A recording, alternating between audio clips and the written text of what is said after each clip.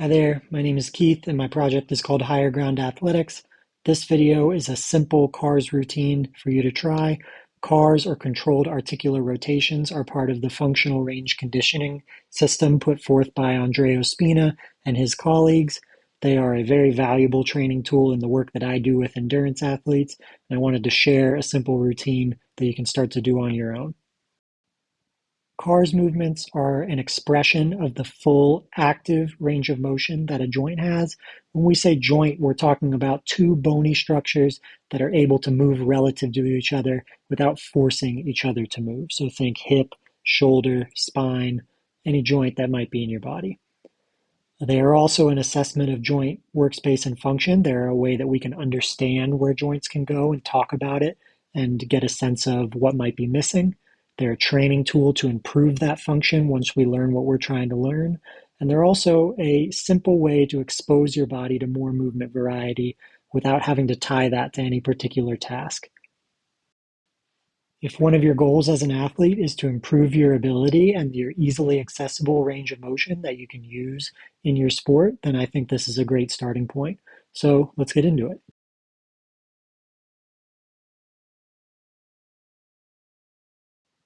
Beginning with the neck, I'm in a comfortable upright position and I'm starting with just some flexion and extension. So I push my head all the way forward and tuck my chin, and then keeping my chin tucked, I drag my head back into neck extension as far as I can go. Keeping my head back, I'll tuck my chin and then take that tuck all the way into flexion again.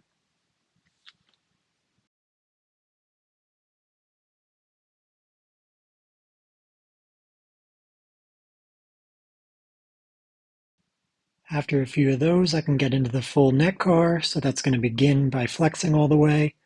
And once I'm all the way flexed, I'm turning my head to the right, tilt back into extension, listening to my right shoulder with my right ear, look up towards the ceiling, listen to the left shoulder with the left ear, and tuck back down. So really these are just big neck circles that cover the edges of where you can go without that bleeding down into motion in the shoulders and the rest of your spine.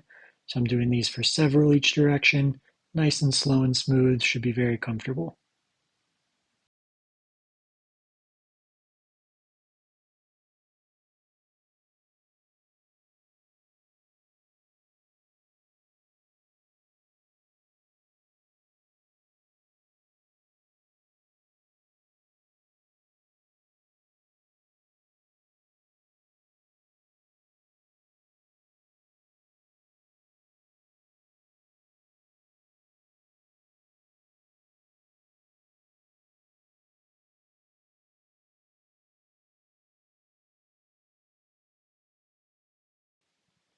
So moving on to the spine, I'm down to hands and knees.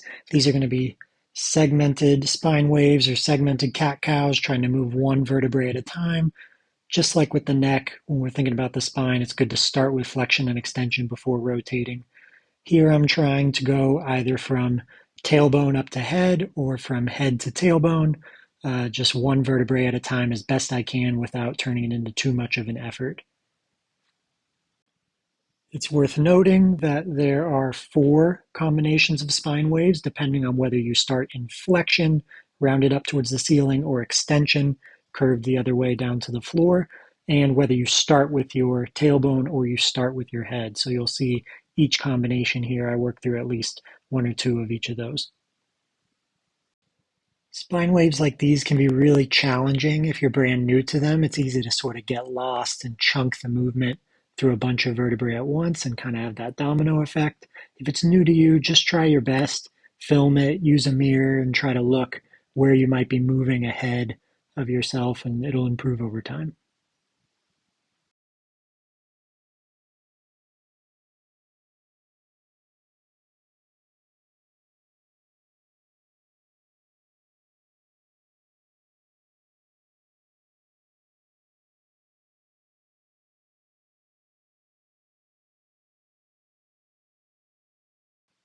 So next up is the full spine car, which is going to take that flexion and extension and add rotation to make sort of the biggest circle that the spine is capable of.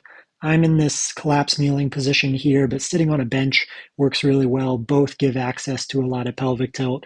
If you do these standing, then you'll want to think that you're uh, in cement up to your belly button and not allow that pelvis to move, which is going to limit the motion to be pretty much kind of above your belly button.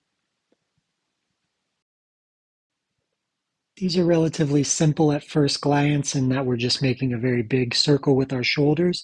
What I want you to note there is in rotation, it's not a simple side bend to the side, but rather bringing one shoulder underneath the other. That's going to get you to really rotate through those vertebrae to turn your chest one direction or another.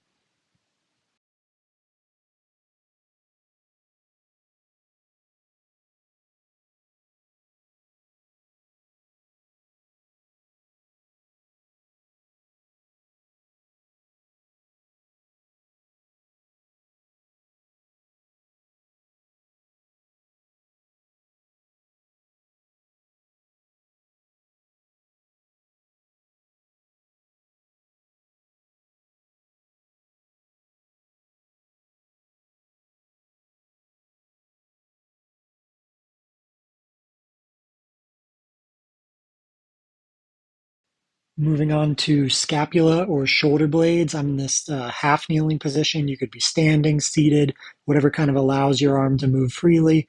And I'm solidifying my body so that I can isolate the shoulder blades sliding around on the rib cage. There's four major directions that this bone can sort of move: up, forward, down, and back. That's the directions that are happening right now. And then I've reverse direction. I'm really thinking about hitting the corners of that square. So the combinations of down and forward, up and forward, back and down. Those are corners in that square. As far as the arm and the hand, we are focusing on scap motion. So you want to do something that sort of gets your hand out of the way and lets you focus on the shoulder blade. You can hang your arm at the side like I'm doing. You can reach out in front with a straight arm. You can also put your hand up on your collarbone and feel that that clavicle is along for the ride. And we can think of scap cars as also being collarbone cars. You're also welcome to do both joints at the same time. So you could move both arms, both shoulder blades at the same time and do your reps there. Sometimes it's best to start one at a time to feel out any difference in them and just focus on where you're really trying to move.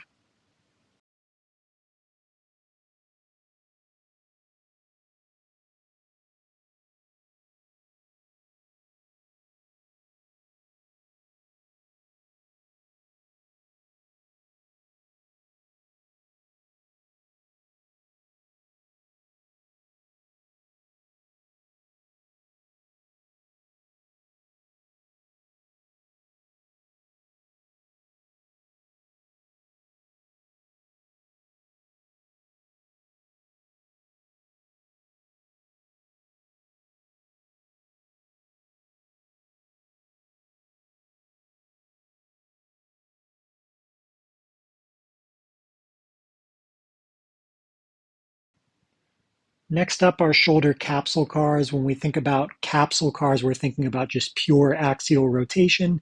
Even though we see the arm moving around with the shoulder blade, that's very important, but they need to be able to dissociate from each other as well, and they do that via rotation. So I've goal posted my arm out to the side at 90 degrees from my torso, and I'm internally rotating, which drives that hand down, and I'm externally rotating, which drives my fist behind my elbow.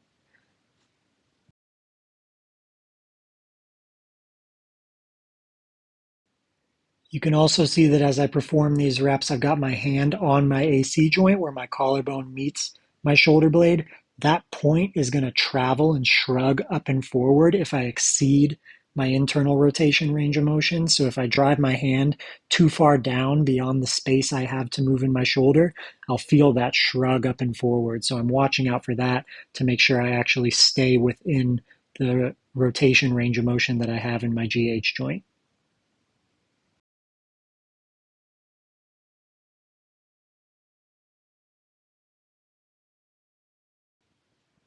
So the joint we classically think of as, the quote unquote shoulder is the glenohumeral joint. That's the joint I'm really trying to move through here.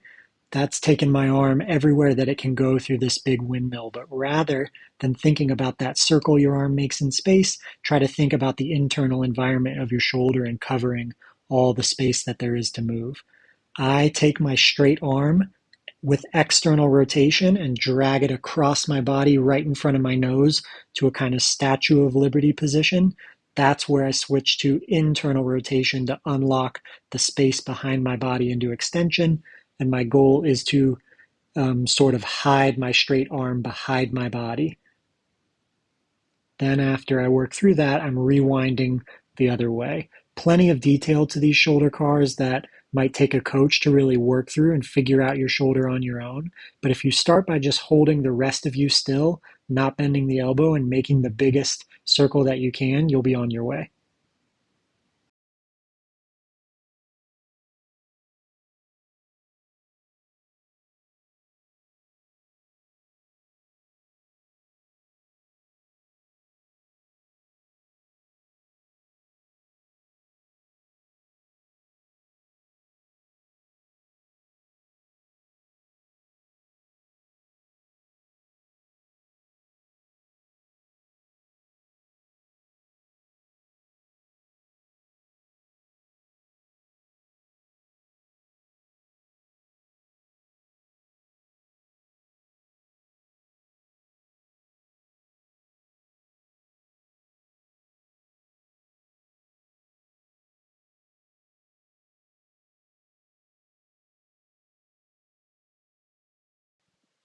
For elbow cars, I want to hold my upper arm still and sort of pin my elbow against my ribs so I can freely move the two bones that make up the forearm. So I am pronating my hands, turning them down and pulling up, then supinating my hand to face me and coming back down, and then I'll reverse directions as well. Uh, Very common coaching cue for this is to think about sort of being Iron Man and wanting to shoot your laser out of your hands in certain directions.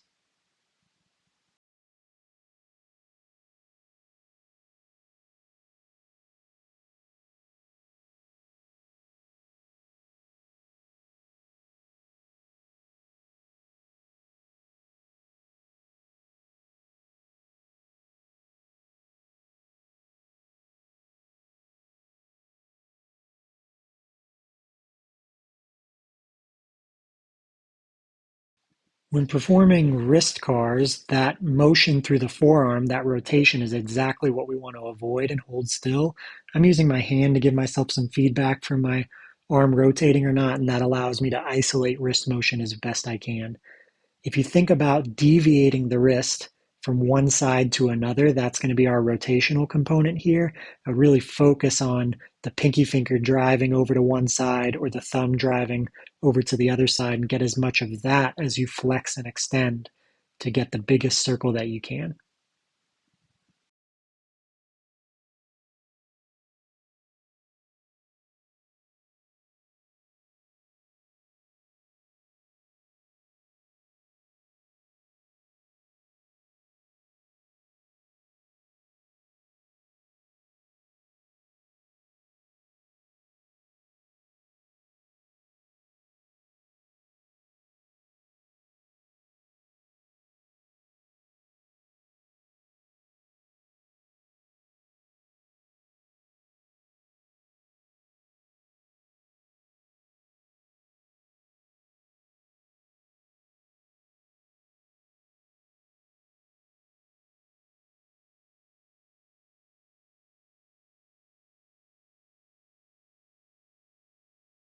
Moving into the lower body, the hip, like the shoulder, is a joint with a huge amount of degrees of freedom. It can go all over the place. There's a lot of details, just like the shoulder car as well, that would take a while to kind of think through.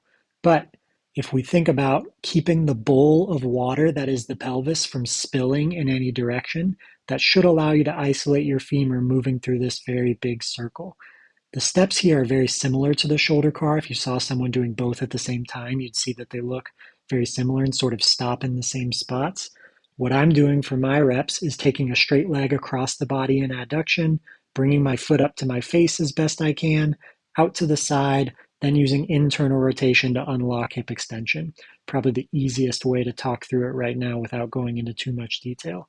Just like the shoulder car, start small. If you find yourself moving in things that aren't your hip, reduce your range of motion and see how it improves over time as you gain some sensitivity to your hip.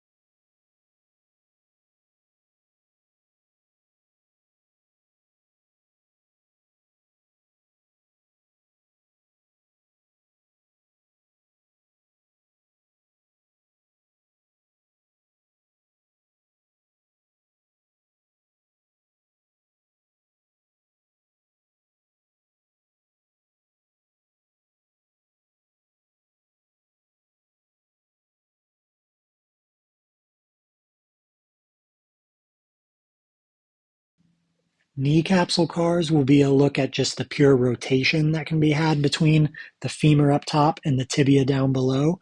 I'm holding my femur still as best I can and thinking about taking the blade of my shin and turning it all the way to the left and to the right. It's going to be internal rotation and external rotation little by little. You can also, if you take your hand underneath your thigh, you should be able to feel outer lateral hamstring stuff on the outside and inside sort of adductor on the inside that's actually pulling that tibia one way or another.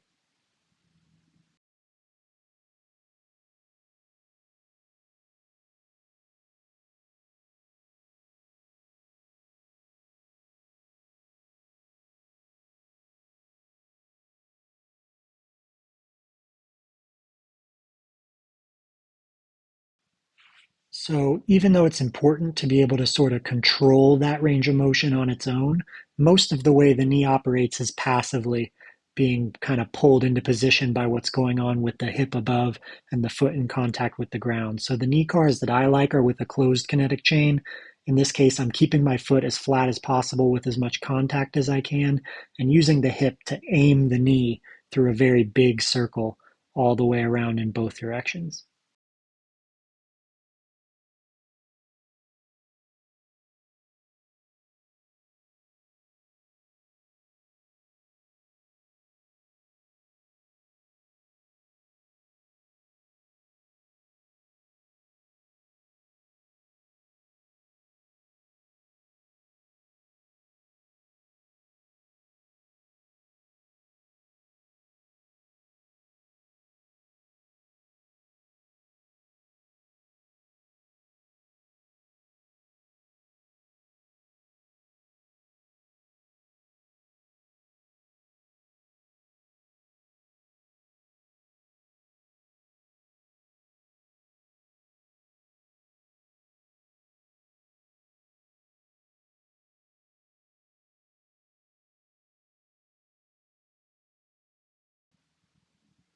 Similarly with the ankle, these aren't really classic CARS movements, but I prefer to do articulating with the foot in contact with the floor by rolling through this circle, increasing through the little toe and rolling into the big toe. Not only do we get some good ankle inversion and eversion, but also get into some toe extension as well, at least passively. So you should look for kind of a good stretch underneath the toes and into the bottom of the foot with this one.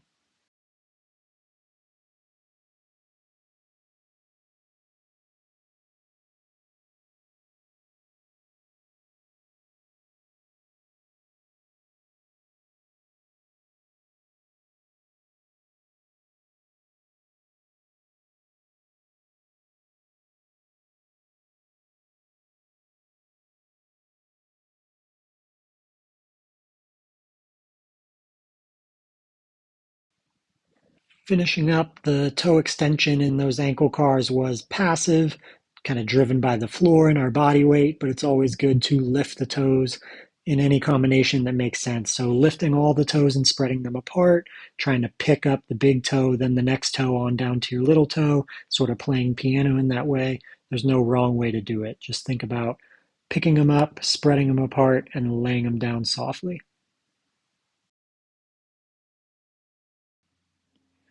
So that finishes up this basic CARS routine. Our goal here is just to have simple, gentle exposure to moving most of our major joints through their full range of motion without having to understand it in relation to some sort of task or other training that we might be doing. So this is a really good thing to do on any given day. I think that waking up and moving your joints first thing is better than a cup of coffee. I hope you give it a shot and let me know how you feel.